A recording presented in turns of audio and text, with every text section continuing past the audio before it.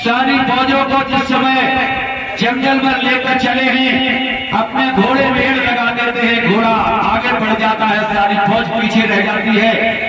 महाराज गंगाराम चौहान को शिकार तो नहीं मिली, लेकिन प्यास ने सता दिया है महाराज चौहान को। बहुत तीव्र गति से प्यास लगी हुई है, चारों तरफ जल खोज रहे हैं, मगर कहीं जल नजर नहीं आ रहा है। अब तो महाराज गंगाराम चौहान घबराने लगे हैं, सोचने लगे हैं अब तो मेरे प्राण ही निकल जाएंगे जंगल में। उसी समय महाराज चौहान ने आकाश मार्ग की ओर देखा है। ऊपर की ओर जब देखा है तो क्या देख रहे हैं कि आकाश मार्ग में कुछ पक्षी मंडरा रहे हैं। थोड़ा बजाइए। पक्षियों को देखकर आज महाराज चौहान सोचने लगे, हो ना हो इसी दशा में मुझे जल मिल सकता है। अपना घोड़ा आगे बढ़ा दिया है।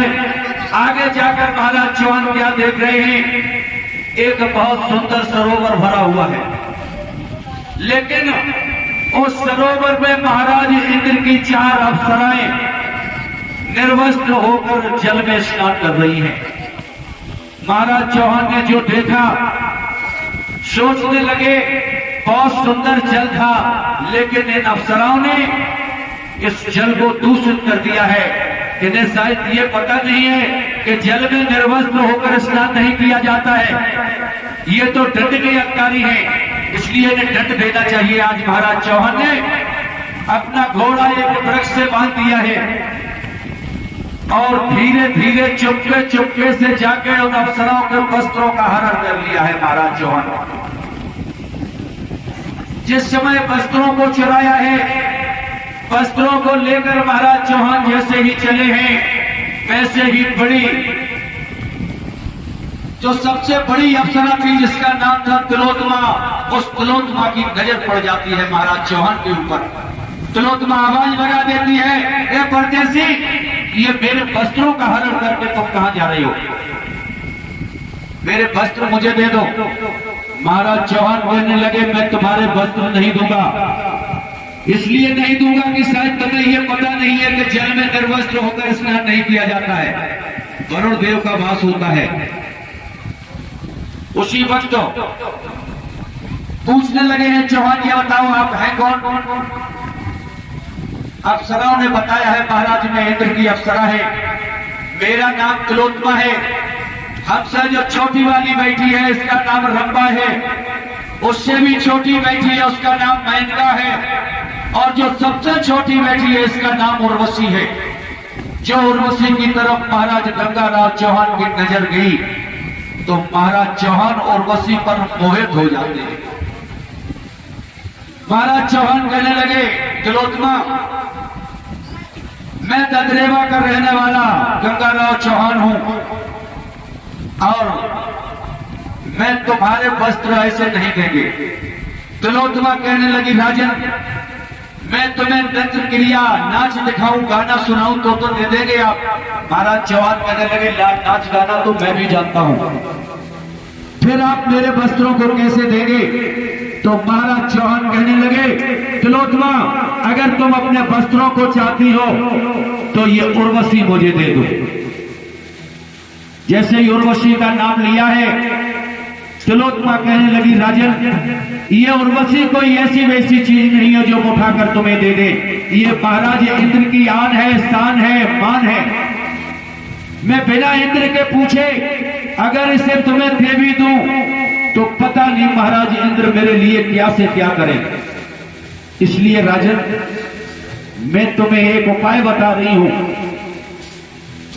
उपाय यह है कि आप मेरे विमान पर बैठकर इंद्रलोकपुरी में चलें और मैं नृत्य क्रिया करूंगी, आप गायन विद्या करना और महाराज इंद्र को मोहित कर लेना।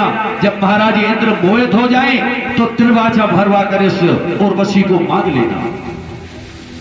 इतना जिस समय वचन सुना है, आज उन्हीं अप्सराओं के साथ महाराज गंगाराव चौहान आज महाराज इंद्र की सभा में पहुंचते हैं।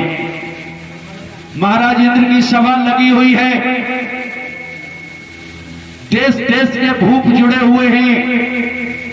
उसी समय वो अप्सरा भी पहुंच गई, नृत्य क्रिया करने लगी।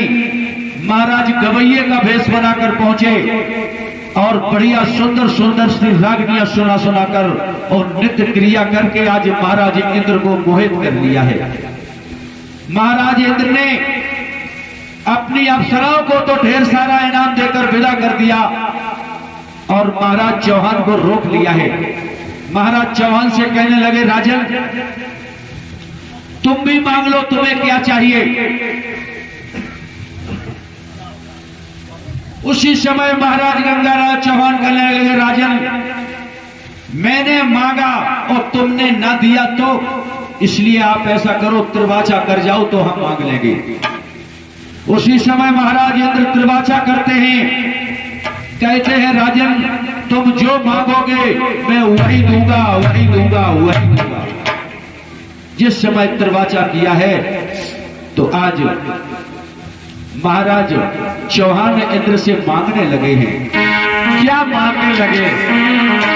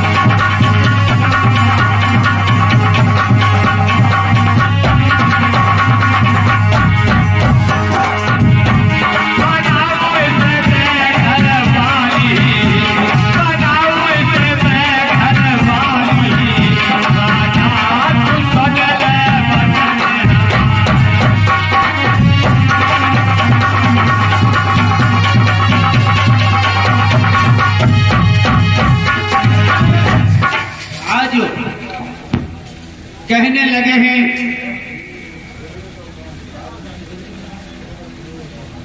महाराज अगर देना ही है तो ये उर्वशी मुझे दे दो।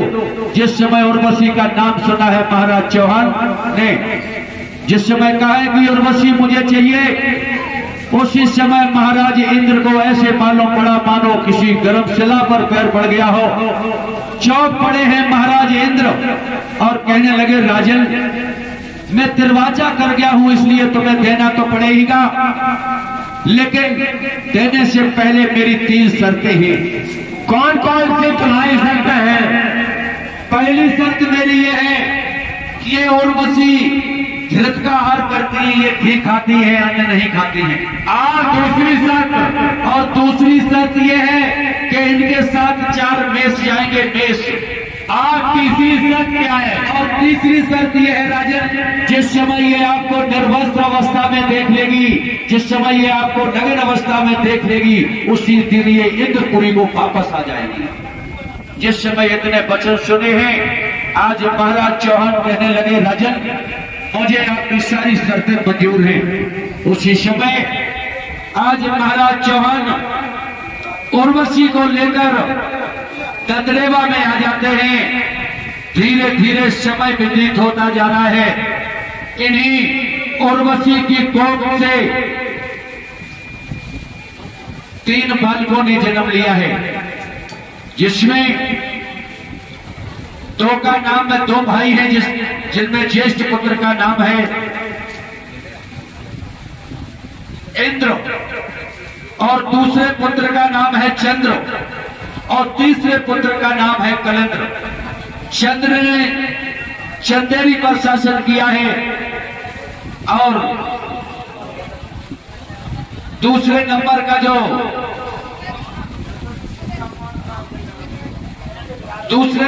जो चंद्र है, जिसने चंदेरी पर शासन किया है, और तीसरे नंबर का जो तीसरा पुत्र है जिसका नाम है कलेंद्र, वो अपने पिता की ही गद्दी पर आसीन रहे हैं।